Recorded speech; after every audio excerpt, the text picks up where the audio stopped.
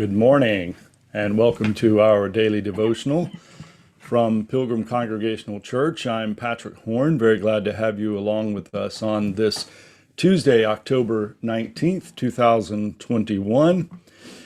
And today we're back in Hebrews chapter 7. In fact, we'll be in the last 6 verses of this chapter all this week. We've been studying Hebrews now for a little over a month. And this morning, I would like for us to focus on those first 3 verses of our passage, 23 through 25 of Hebrews chapter 7. So I'll read that and then offer a few reflections and close us with a word of prayer. So this is Hebrews chapter 7, verses 23 through 25. Furthermore, the former priests were many in number because they were prevented by death from continuing in office. But he holds his priesthood permanently because he continues forever. Consequently, he is able for all time to save those who approach God through him, since he always lives to make intercession for them. So we've been learning how the writer of the book of Hebrews is making the argument that Jesus is our high priest. And he's been doing this in the context of 2 different orders of priesthood, one called the order of Melchizedek, and the other called the order of Levite, or Aaron's descendants, the brother of Moses' descendants. This morning, I want us to shift our focus just a bit and to think of something that would have been an assumption at the time of the writing of the book of Hebrews that would not be an assumption of ours and might make it a little difficult for us to appreciate and understand not just these passages, but the entire book of Hebrews. And it has to do with the idea of corporate personality. That is, the strong belief that the many are really one. The community is the priority. It is certainly true, I think, that the sayings of Jesus and the teachings of the New Testament have probably done more to draw attention to the suffering and the needs of individuals and the value of an individual. But all of these teachings come in the context of an emphasis on the community. And I think this is especially true when we're talking about the temple rituals, because remember, as the writer said earlier, the sacrifices are offered on behalf of the entire nation of Israel, all of the peoples. And so when we read these verses, particularly verse 25, consequently, he is able for all time to save those who approach God through him, since he always lives to make intercession for them. We tend to think that the plural here is actually a reference to those individuals who do these things. But actually, in the context of the writer of Hebrew, this would have been the community. He would have been thinking about the community as being comprised of those who approach God through Christ.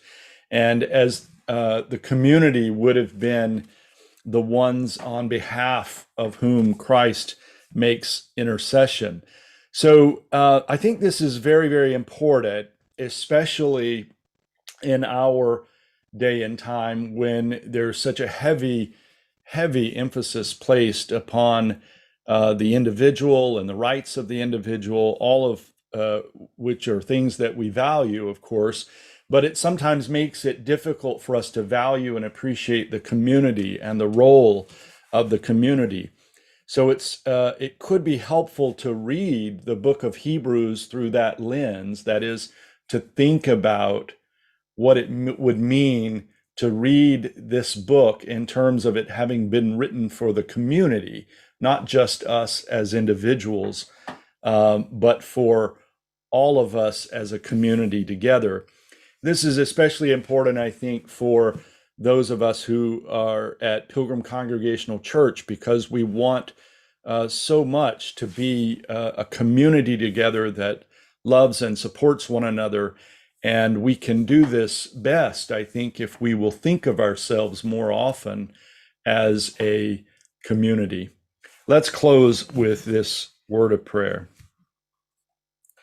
O God, the source of our being, the goal of our desire, and the guide of these our pilgrim days, we have turned aside from the ceaseless fret of life that we may think of all it means for us. We would stay for a moment the noisy shuttle of time, that we may watch the pattern it is weaving. We would hush our busy thoughts, that we might learn in silence the mysteries of our being. Beyond the clouds that veil our sight, we feel the sun must still be shining. Behind the tangle of human affairs, some mighty purpose working beneath the strange yearnings of our souls, there moves thyself, awesome, vast, and holy.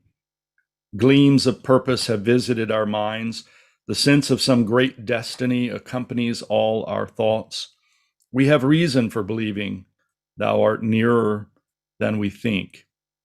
O God, our life, our hope, our strength, leave us not. Make us sure of thee. Disclose thy purposes. Make thy way straight before us. Amen. Thank you so much for joining me this morning. From Pilgrim Congregational Church, I'm Patrick Horn, and I hope that you have a very good day. Goodbye.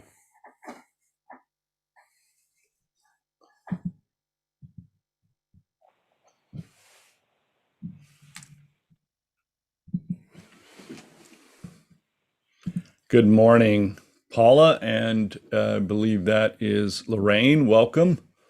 Good morning. Good morning. I have Robert and Gracia Fay here with me.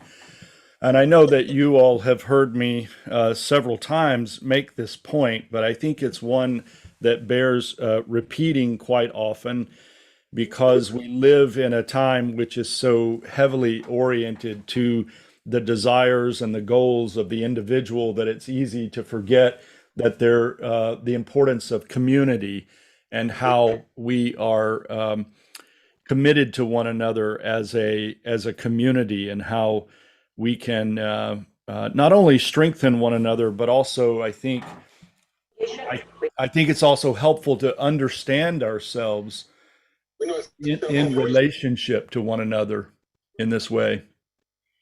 Any comments or suggestions? Okay. I think the vaccine issue brings into strong relief the conflict between community and individuals, because the people who are anti-vaxxers tend to emphasize, it's my body, my decision, etc. And the people who want to promote the vaccine, by and large, say yes, but how about the community? How about everybody else? I think that's a fair point. We just read on the news about the firing of the head coach of Washington State University football team, and it's hard not to think that exactly that these people are emphasizing the rights of the individual over the needs of the community. And I personally, I've always been very much, I've always considered myself a libertarian, in fact, to some degree. And so, and the freedom of the individual has always been a very strong notion in my own concept of, politics and relationships, social and political relationships.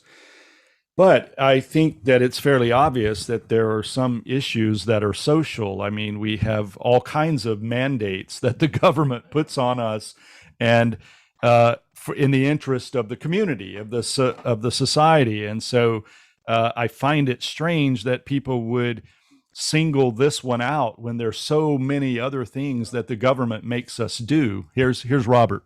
Well, in that respect, the government makes children take some 10 vaccinations before they can even go to school, and you never hear much protest about that. Yeah. But my main point, though, is that it's really the rights and privileges of the individual have to be bound up with the community. That's right. And there have been some science fiction stories that have postulated only one person left on Earth, something wiped out everybody else, and it's not usually a very happy story. Right. Our lives are so bound up with being part of family and community, and even the rights that we claim as individuals, such as equality in terms of race and gender and so on, assume that it's what we want is for the rest of the community to acknowledge that equality within us. So it just is bound up together. Yeah, that's absolutely correct. That is that's certainly true of the history of the United States, where the political rights of the individual are entirely dependent upon the sociality of the Constitution and the policies of the government policies. So it's a very exactly, the notion of the individual, the one that I emphasize, that is libertarianism, the idea that the individual ought to be given as much freedom as possible, is one that is completely tied up with these social institutions. It's the other people that give you that freedom. That's right. It's the other people that grant us that freedom. In fact, that's probably how most libertarians would define it. That is, they would say, the individual should be left to themselves. That is, the other, give us the right to take care of ourselves. And so I find it's just an unbelievable phenomenon that people would choose this one to oppose. Anyway, you have a comment, Lorraine?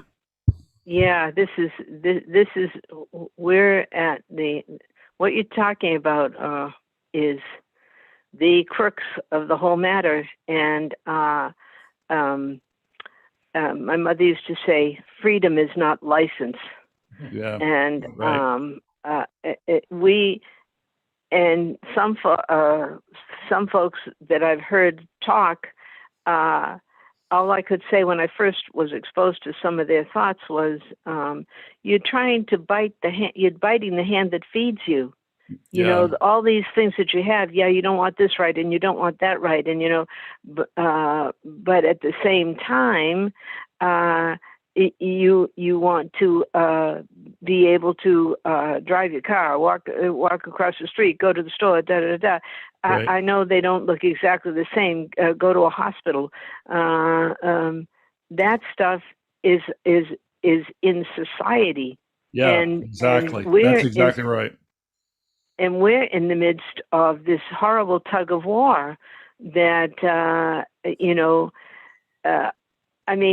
see that leads to the complete destruction of any society at all, because when you go with just what the individual wants, you get people like Hitler and so many of the countries in South America where somebody does a terrible job. They say they're going to do this and do that, and actually here in the United States, and they walk off with a whole lot of stuff.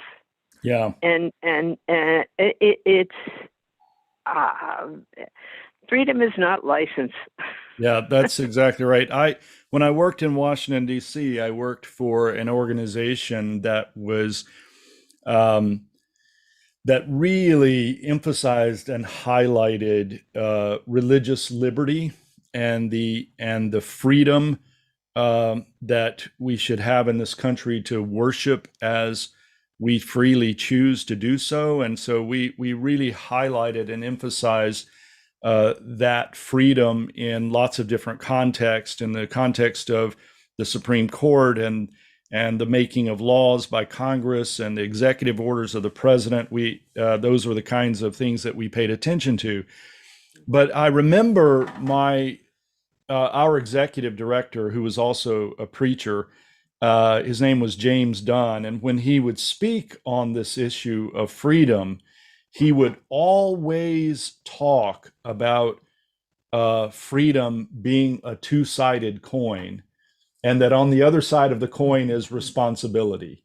And he would Yeah. always talk about how the more freedom you have, the more responsibility you have. And he would talk about how that's a Yeah. very scriptural principle as well, that our freedom that we have in Christ places on us this extraordinary responsibility to love our neighbor, right? Mm-hmm.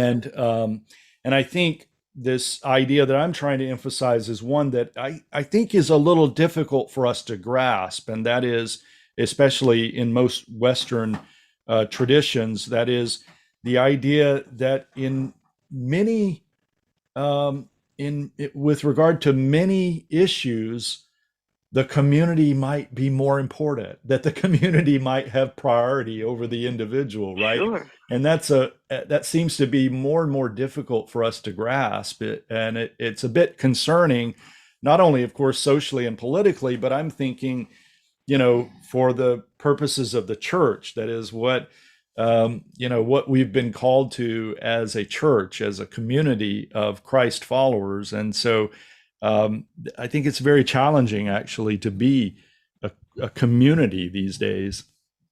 Yeah, you really have to put God above. You have to. Well, you have to tone it down. That's that.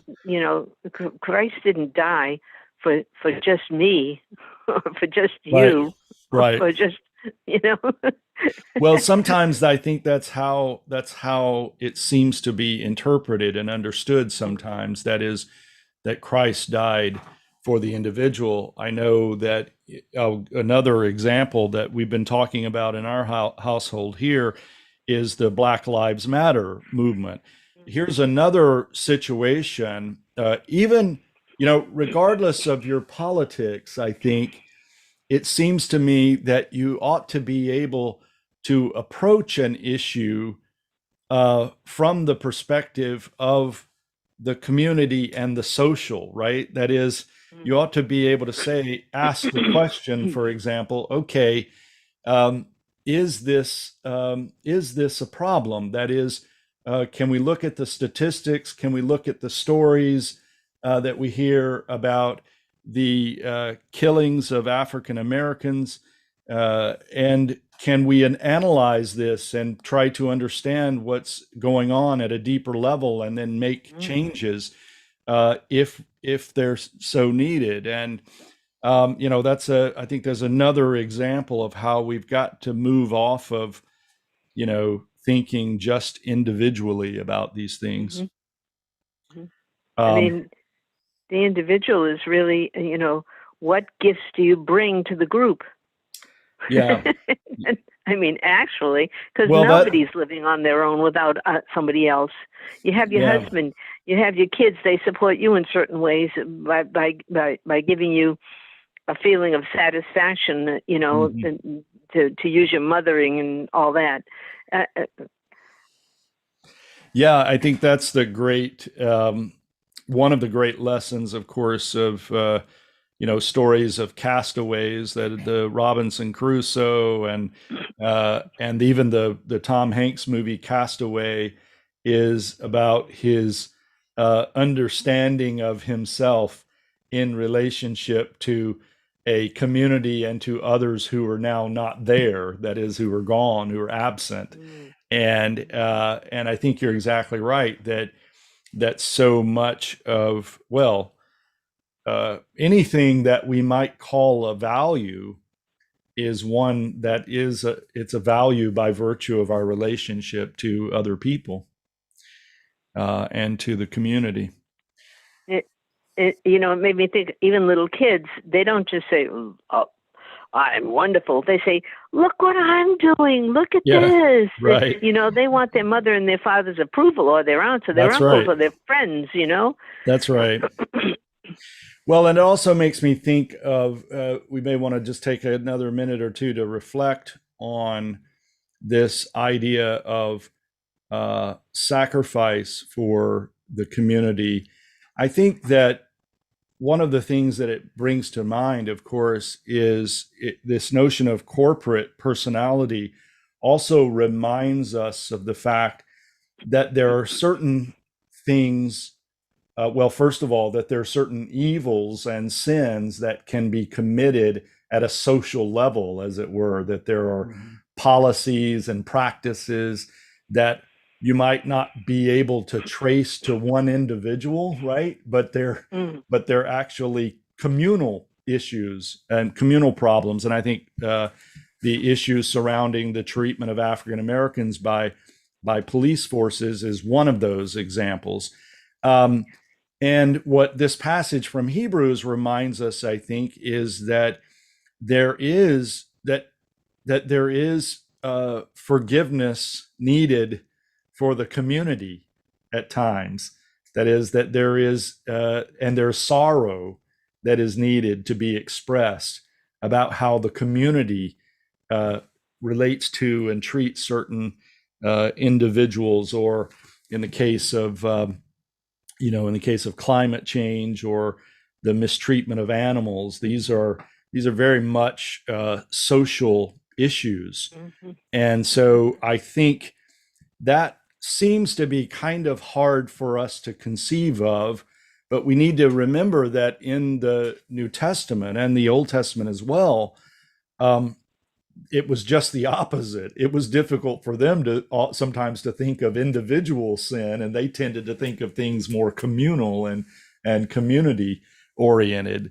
So I think it can be a helpful corrective to us to remember our responsibilities as a community. Yeah, Gracia Faye. Another example is homelessness. This is something that I don't think anybody intended to have happen, but it just sort of crept up as a result of various community pressures.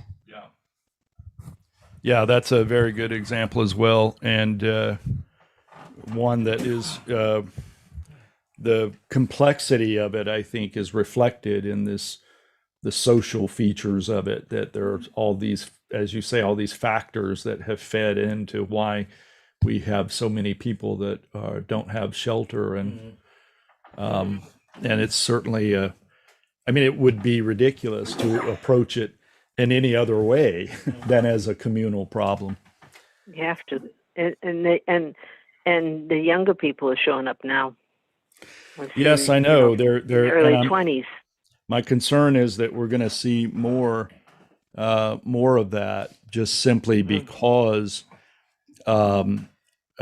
we have, there's the drug addiction issues, but there are also the related mental health issues that people are not getting the kind of care that they ought to be getting. Yeah, it's terribly sad. Well, we should remember to pray and also to continue to work in our church community to build up our relationships with those organizations in the area that are trying to help. And we're doing pretty good. I want us to keep, as a community, I hope that we'll keep increasing those. We had at the last women's auxiliary meeting, we had the one of the founders of Crossroads to speak to us. That's the organization that has housing and job assistance for women coming out of prison. And they've been very successful. They've been around for many decades now. They have, I think, 3 homes. They started with a home in Claremont, right across from the School of Theology, actually, up in Claremont. And it was founded by this Sister Terry, and the director is, her name is Jackie. And anyway, they do tremendous work. They have a success rate that's about 85%, which is extraordinary, that they're able to help women keep from going back into the prison and to be able to find both housing and work. And so these kinds of organizations, there are many good people in the area that are trying to do this good work. And I really want our church to be more and more integrated and working with these local groups. So Yeah, that yeah. And just to say names is Judy Sanders. She's been the one who's, kind of set up our going and visiting a house and seeing what goes on there with Jackie, and Aria has helped too. So that's right. Judy Sanders and Maria Kasner in our church have been, and Jan Manildi too, have been extraordinary connections for us in the church to some of these organizations in our area. And I mean, I'll just share a bit of good news, for example, that and something that I hope that will continue for 2022 budget. We have the outreach committee is asking for more money to be able to distribute to these groups, for example, in addition to our special offerings that we have, the Easter and Christmas offerings that tend to go to these groups. And so we're also increasing our budget, and I'd like for that to be something that increases each year, so that we gradually get back up to the amount of money that an organization of our size ought to be giving and supporting of these groups. So anyway, thank you all very much for a good discussion. I appreciate your input and contributions. And just a word on Steve. He is he didn't join us this morning. He's getting ready for an online counseling session, and but I'm sure he would appreciate our continued prayers. He's still trying to line up. He has a counselor, but it's not a psychiatrist, and so he's still trying to line up a psychiatrist, I think, in order to get the right sort of medication for his particular issues. And I know that he would appreciate your continued prayers. Thank you. And Paula, do you have an update for us? Are you still waiting? Sorry, I kind of I see Paula is. I have background noise. Okay. That's why you muted me. That's fine. Yeah. Okay. No, I'm just still waiting. I haven't heard nothing from the court, so I'm okay. Well, God lead me to do. Yes, please keep us up to date. Let us know how things are going. Yeah. And I know the courts can be kind of slow sometimes, but so it may be a while before you hear. But please do keep us up to date, and we'll continue to pray for you. Thank you. And Patrick, can I stay on the line for? Do you have a little time after we're done here to just? Yeah, I have a few minutes. I have an appointment at my office at 10, but I have a few minutes. I can stay online with you. That's fine. Okay, thank you. Thanks. Okay, it won't be long. All right, bye, Paula. Thanks, everyone. Thank you. You want to be confidential? You have to wait till Grace Chaffee is packing up, but and she's. It's not so private that they have to leave. It's not that. Okay. All right. I just didn't want to take up everybody's time, but I did want to talk to you. Can I just go ahead? Yeah, go ahead. That's fine. Okay. I really need prayers because it looks like if I wait too long, and I've already waited a long time, that all I do is get the neighborhoods are very upset with me, more upset. And I need to get a hold of the kitties. The real problem is where to keep them. If I keep them in the kennel that I have, which has to be revamped, because I hadn't planned to have more cats. The cats that stay right around here, that I worked hard to get to stay right around here, that I already spayed and neutered, will freak out. So it's very hard, and getting people who would help me trap and neuter is also hard. Mama, they're hiding in the workings of these two cars that don't seem to be being moved. One of them never gets moved, and the other one hasn't been moved for a long, long time. In that same empty house area. In the driveway? Yeah. And so I have to, when the weather gets decent, Mama Alice hides a whole lot. But in the mornings they come out ravenous. Now I have to stop feeding, and that's going to make it hard because some other cats are going to get in the way. Cats that have been there longer, who are already feeling pushed out. One of them sits in the middle of the street, waiting for me to come across the street. Anyway, it's complicated and messy, and I really need a lot of prayer to pull everything together to have this happen, to get Alice safe and fixed and all the stuff she needs for that leg.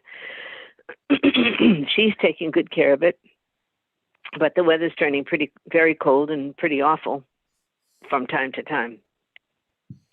And the other kitties are more scared all the time. There may be people going over there in the middle of the night. I do not know, and doing things. Because funny stuff happens to the bowls. They're very right. I should only put one friend is just put out 1 or 2 bowls, not, bigger bowls. But the whole thing is really moving them out of there and getting them fixed. And I have the resentment of the neighborhood, but they won't talk to me. I have tried that, and that didn't work. And I've got plenty on my plate. So I need a lot of prayers. God knows good answers. And I need a lot of prayers because to me, these cats are not wild and feral and mean and this and that. I spend enough time with them to know that they're outdoor cats and they're frightened, very frightened. Right. So I really need prayer.